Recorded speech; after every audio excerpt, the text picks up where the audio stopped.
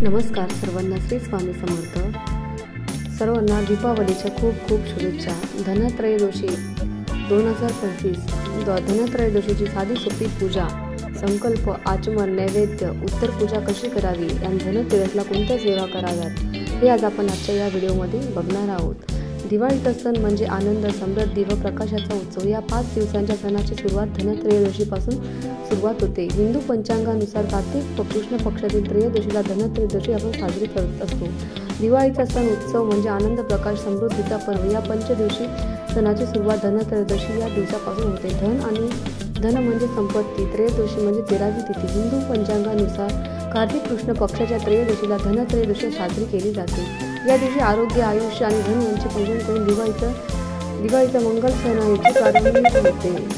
यंदा धनत्रयोदशी 18 ऑक्टोबर रोजी साजरी केली जाणार आहे.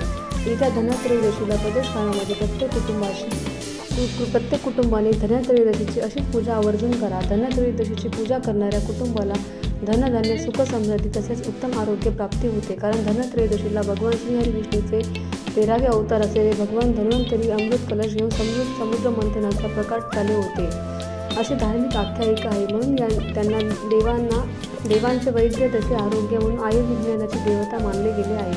या दिवशी गणपतीसह देवी लक्ष्मी आणि यक्षराज कुबेर यांची पूजा केली जाते. त्यामुळे घरामध्ये धनसमृद्धी येते. त्याचबरोबर घराच्या बाहेर यमदीपक लावल्याने अकाल मृत्यूचा धोका टळतो आणि दीर्घायुष्य प्राप्त होते असे मानले जाते. यंदा म्हणजे 2025 या वर्षामध्ये शनिवार दिनांक 18 ऑक्टोबर 2025 रोजी सायंकाळी 7:16 ते रात्री 8:20 प्रदोष काळ या वेळेमध्ये आपल्याला गणपती बाप्पाचे त्याचबरोबर धन्वंतरी देवी आणि कुबेर यांची पूजा करायची आहे. आणि पूजा झाल्यानंतर आपल्याला आपल्या घरी म्हणजे घराच्या अंगणामध्ये दक्षिण दिशेने तोंड करून यमदीपक सुद्धा आपल्याला लावायचा आहे. तर आपण आजच्या या व्हिडिओमध्ये आपण धनत्रयोदशीची अतिशय साधी सोपी पूजा, विधिवत पूजा कशी करावी आणि पूजा करताना कोणते मंत्र म्हणायचे, त्याचबरोबर यमदीपक कधी आणि कुठे लावायचा, उत्तर पूजा कशी करायची, ती उत्तर पूजा कशा प्रकारे केली जाते, अशी संपूर्ण माहिती मी तुम्हाला आजच्या या व्हिडिओमध्ये देणार आहे. त्यामुळे व्हिडिओ शेवटपर्यंत पहा आणि चॅनलवरती नवीन असाल तर चॅनलला सबस्क्राईब करायला विसरू नका आणि एक लाईक करून जय धन्वंतरी माता, जय महालक्ष्मी माता असे कमेंट बॉक्समध्ये नक्की लिहा. पूजा करताना पूजा करणारे तोंड तर पूर्वेला किंवा पश्चिमेला असायला हवं. तर मित्रांनो, पूजा करताना पूजा करणारे तोंड एक तर पूर्वेला किंवा पश्चिमेला असलं पाहिजे किंवा देवाचे तोंड एक तर पूर्वेला किंवा पश्चिमेला असलं पाहिजे. या पद्धतीने आपल्याला पूजापाठ आणि चौरंग मांडून घ्यायचा आहे. त्यांच्यावर एक लाल रंगाचं आसन अंथरून घ्यायचं आहे. आता पूजेच्या साहित्यामध्ये कोणकोणत्या वस्तू असाव्यात ते पाहूया. हळदी, कुंकू, अक्षता आणि चंदनाचा गंध असला पाहिजे. एका वाटीत तांदूळ, रांगोळी, देवपूजेला दिवा, 2 तांब्यामध्ये पाणी, नारळ, विड्याचे पान. दिवाळीमध्ये मातीचे सुकट मिळतात. त्याच्यामध्ये सर्व प्रकारचे धान्य, गहू, तांदूळ, मूग, हरभरा असे वेगवेगळ्या प्रकारचे 5 धान्य किंवा 7 धान्य या सुकटमध्ये आपण भरून ठेवायचे असतात. आपल्या देवघरामध्ये श्री गणपती बाप्पाची मूर्ती असते. मूर्ती बाळकृष्ण आणि माता लक्ष्मी यांची मूर्ती आणि कुबेर यंत्र, श्रीयंत्र असेल तर तुम्ही घेऊ शकता. ज्याच्याकडे नाही नसेल तर त्यांनी नाही घेतलं तरी चालेल. काही पैसे आपल्याकडे असणारे दागिने, चांदीची, पितळेची भांडी तुमच्याकडे असतील तर या दिवशी तिचीही पूजा करण्याची पद्धत आहे. त्याचबरोबर आपल्याला कापूर लागणार आहे. एक फोटो ज्याच्यामध्ये श्री गणपती, माता लक्ष्मी, कुबेर, सरस्वती जे असतील असा फोटो तुम्हाला धनत्रयोदशीच्या दिवशी खरेदी करायचा आहे. जर तुमच्याकडे नसेल तर देवपूजेमध्ये तामण. त्याचबरोबर या दिवशी पिवळ्या रंगाच्या फुलांना खूप मान आहे किंवा पांढऱ्या रंगाची पिवळ्या रंगाची मिठाई देखील या पूजेमध्ये नैवेद्य म्हणून आपल्याला अर्पण करायची आहे. बऱ्याच वेळा काय होतं की आपण आजारी पडू तर आपल्याला आजीबाईच्या बटव्यातल्या अनेक गोष्टी कामात येतात.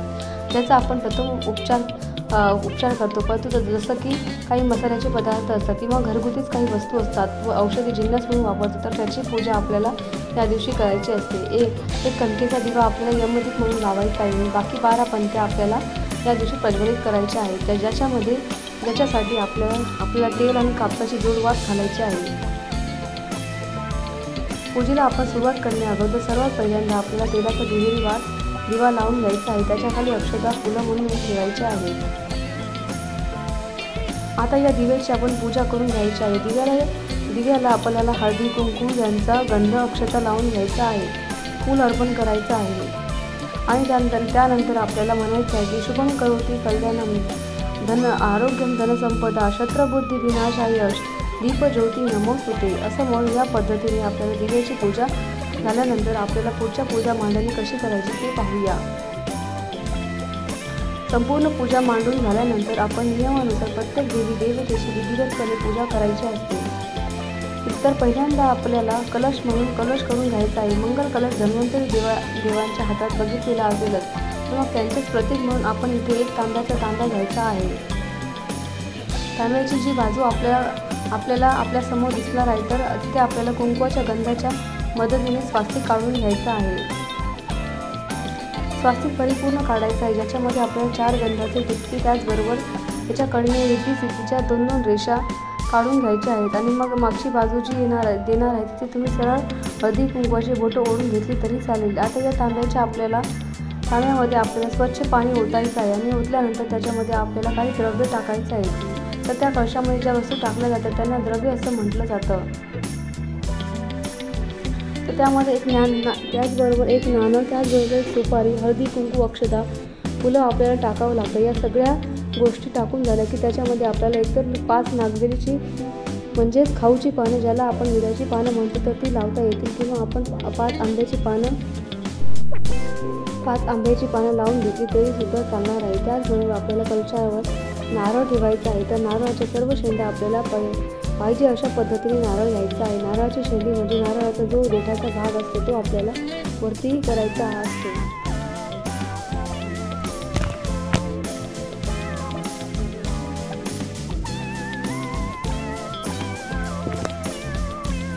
आपल्याला डाव्या हाताला म्हणजे देवीची ती उजव्या बाजूला येईल अशा पद्धतीने कलशाची मांडणी करायची आहे। त्यांच्याबरोबर मूठभर तांदूळ चौरंगावर ठेवायचे, ते व्यवस्थितपणे पसरून घ्यायचे म्हणजे कलश हलणार नाही।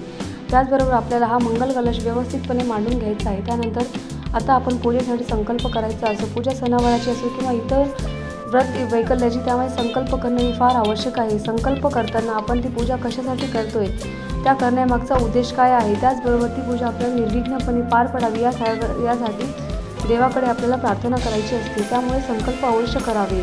आपल्याला काय करायचं, आपल्या हातामध्ये उजव्या हातावर डाव्या हाताने पाणी घ्यायचं आहे आणि हे पितांना पहिल्यांदा मंत्र म्हणायचे, ओम केशवाय नमः, ओम त्याच्यानंतर दुसऱ्यांदा पाणी घ्यायचं, तेही प्राशन करायचं आणि मंत्र म्हणायचं, ओम नारायणाय नमः। तिसऱ्यांदा सुद्धा पहिले उजव्या हातात पाणी घ्यायचं, मंत्र म्हणायचा, ओम माधवाय नमः आणि ते पाणी पिऊन घ्यायचं।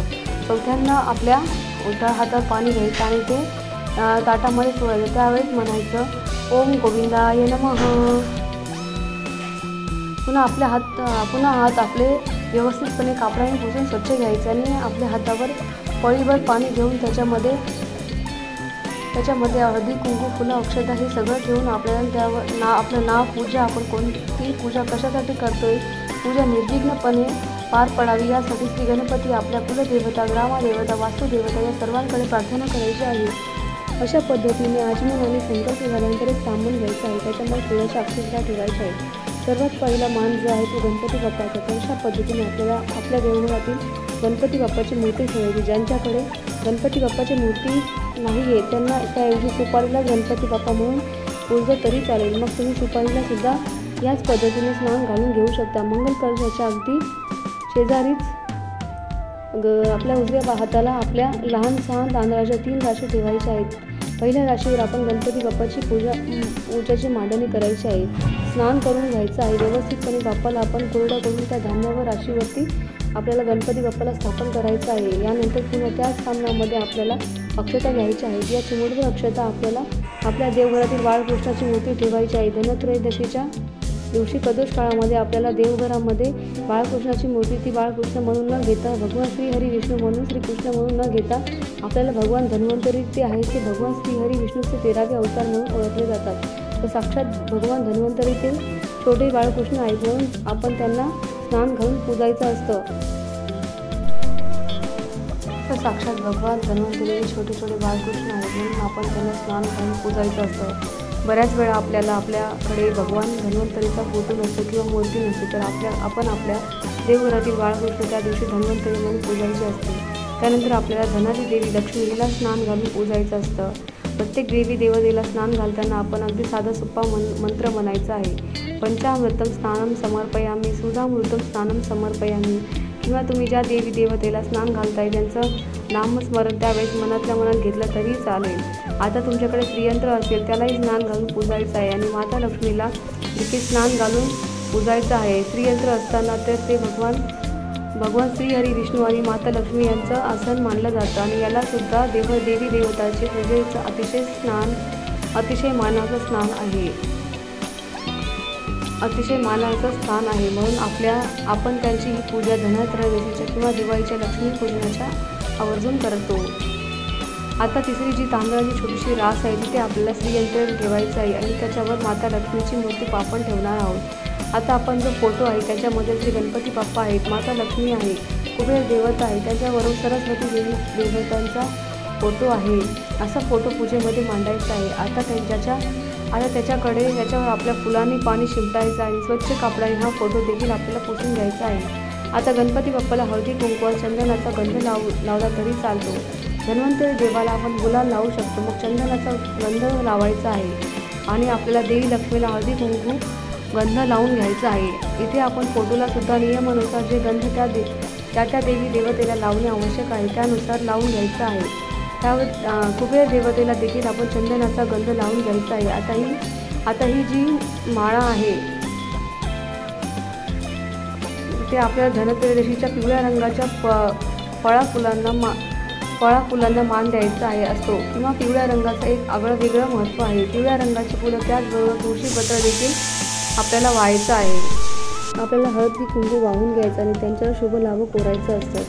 फक्त एक सौभाग्य आपल्याला एक विड्याचं पान देखील औषधी आहे. त्यावर तुम्ही अगदी एक किंवा 2 ठेवले तरी चालेल. त्याच्याबरोबर ज्या काही औषधी जिन्नस आपल्याकडे असतात जसं की तुळशीचं पान, कडुलिंबाची पाने, मसाल्याचे पदार्थ, त्याच्यातील दालचिनी, हळकुंड, लवंग, सुंठ, वेलदोडे तेही असेल तरी त्यांच्या व्यतिरिक्त आपल्याला गुणधर्म औषधे आपल्याला त्या पानावर मांडायच्या आहेत. गणपती बाप्पासाठी आपल्याला हरभऱ्याची डाळ आणि गूळ खोबरं हा नैवेद्य आपल्याला गणपती बाप्पाला ठेवायचा असतो. पैसे दागिने असतील तेही तुम्हाला मांडायचे आहे. दिवाळीमध्ये आयुर्वेदिक सुगंधी उटण्याने स्नान करण्याला अतिशय महत्त्व आहे. त्यामुळे तुम्ही उटणं देखील या पूजेमध्ये ठेवून त्यांची पूजा करू शकता. कलशाला हळदी कुंकू फुलं अक्षता व्हायच्या आहेत.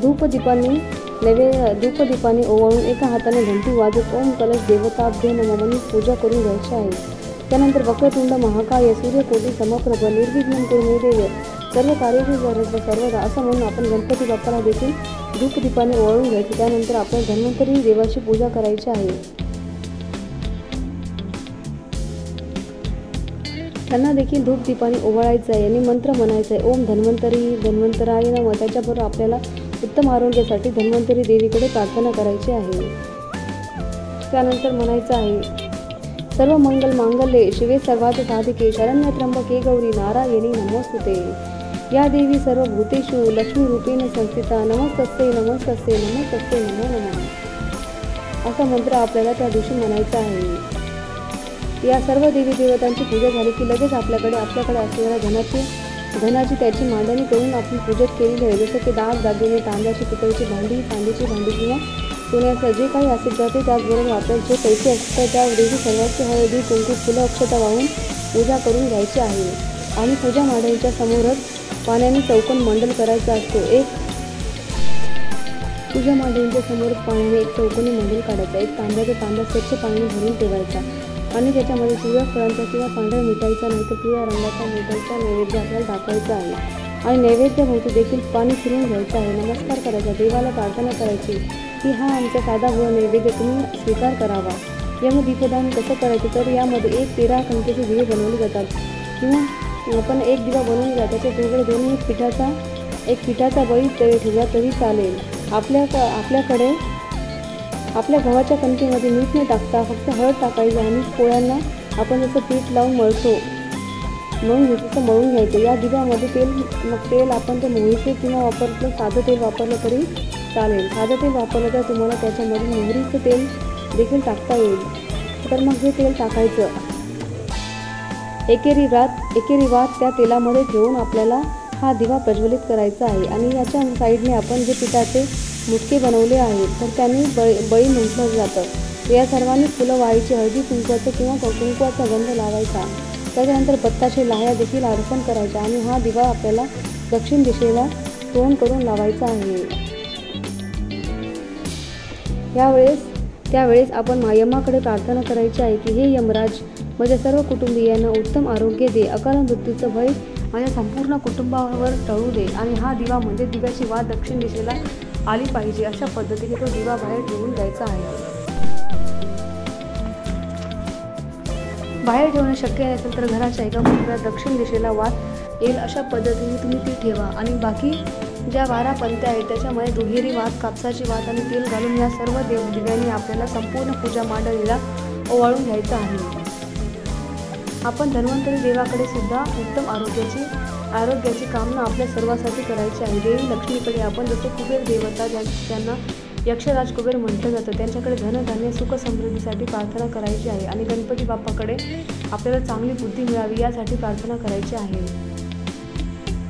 तर अशा पद्धतीने जरी आपल्याला मंत्र म्हणता आले नाही तरी आपण आपल्या मुखाने आपल्याला हे सगळं साध्या सोप्या पद्धतीने एक साध्या भाषेत म्हणता येईल आणि जो एक दिवा यमासाठी बनवलेला होता तो दक्षिण दिशेला तोंड करून आपल्याला आपल्या घरामध्ये किंवा घराच्या बाहेर ठेवायचा आहे. आणि तो एकदा की शांत झाला की मग बाहेर असणारे कुत्रे असतील किंवा मुंग्या असतील तर आपल्याकडे पक्षी येतात त्यांना खाऊ घालायचं आहे. लक्ष्मीचं आगमन या दिवशी आपल्याला घरी व्हावं आहे ती स्थायी रूपामध्ये अखंडपणे तिच्या पतीचं आपल्या घरामध्ये वास करत राहावी, नांदत राहावी म्हणून शुभचिन्हाच्या रूपात आपल्याला रांगोळी काढायची आहे. आणि जेव्हा आपली संपूर्ण पूजा होते तेव्हा आपण गणपती बाप्पाची माता लक्ष्मीची आरती करू शकतो. धनत्रयोदशीच्या दिवशी प्रदोष काळामध्ये ही पूजा आपल्याला करायची आहे. भलेही आपण स्वतः डॉक्टर नसाल किंवा आपल्या घरात सुद्धा कोणी एक डॉक्टर नाही आहे, वैद्य नाही आहे, आपल्या घरात कोणीही वैद्यकीय क्षेत्रामध्ये नसेल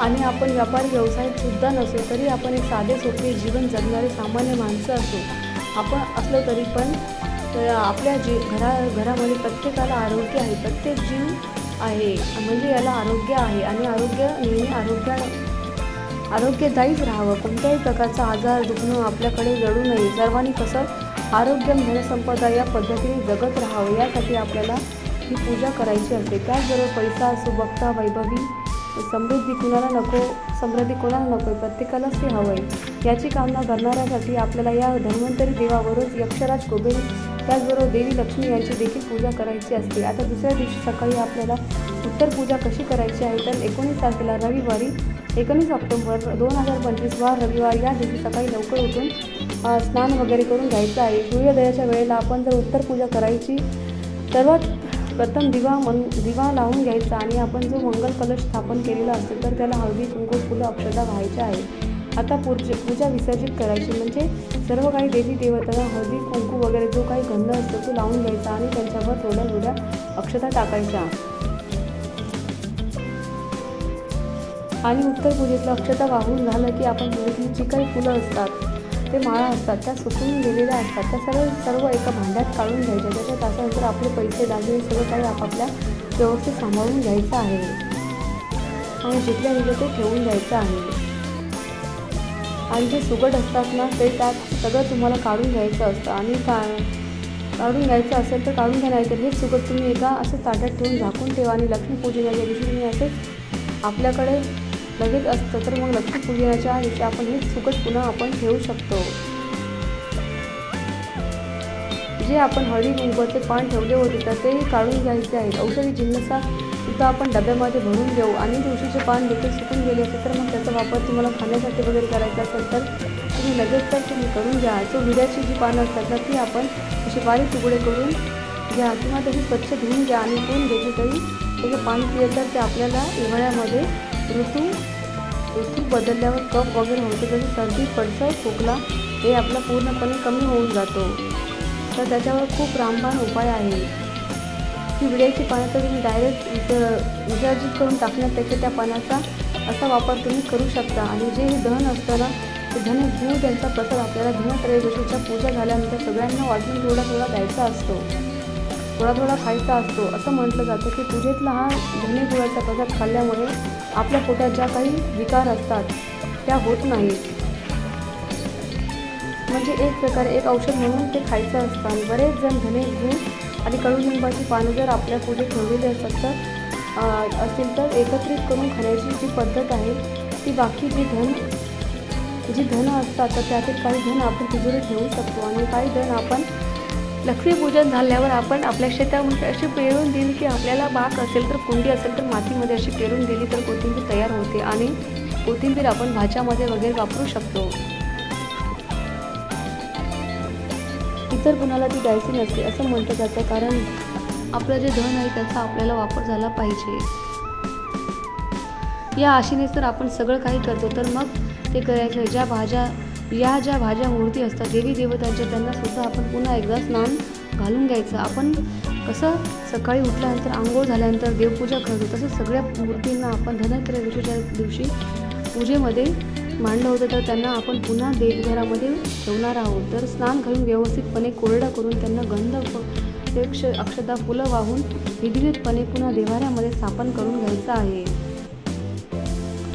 आता जे तांदूळ पूजेतले पक्ष्यांसाठी बाहेर टाकायचे असतात ते फुलं जी आहेत ती एका झाडाखाली निर्माल्य म्हणून टाकू शकता, म्हणजे जे कोणी ओलांडणार नाही. त्याचबरोबर तांब्यामध्ये जे पाणी होतं ते तुळशीला न घालता इतर कोणत्याही झाडाला तुम्ही ते पाणी टाकू शकता.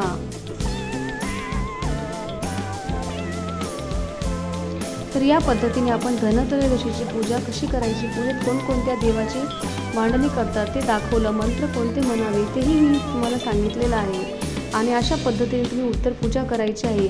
या सगळ्या गोष्टींची माहिती आपण आजच्या या व्हिडिओमध्ये पाहिली आहे. तर जर तुम्हाला माझे व्हिडिओ पाहायला आवडत असतील तर माझ्या व्हिडिओला लाईक करा, शेअर करा आणि सबस्क्राईब करा. व्हिडिओ तुम्हाला कसा वाटला, तुम्हाला ही माहिती उपयुक्त वाटली असेल तर व्हिडिओला एक लाईक नक्की करा आणि असेच माझे व्हिडिओ पाहत चला आणि आम्हाला प्रोत्साहित करा. आपण सर्वांनी हा व्हिडिओ संपूर्ण पाहिल्याबद्दल मनापासून आभार. धन्यवाद.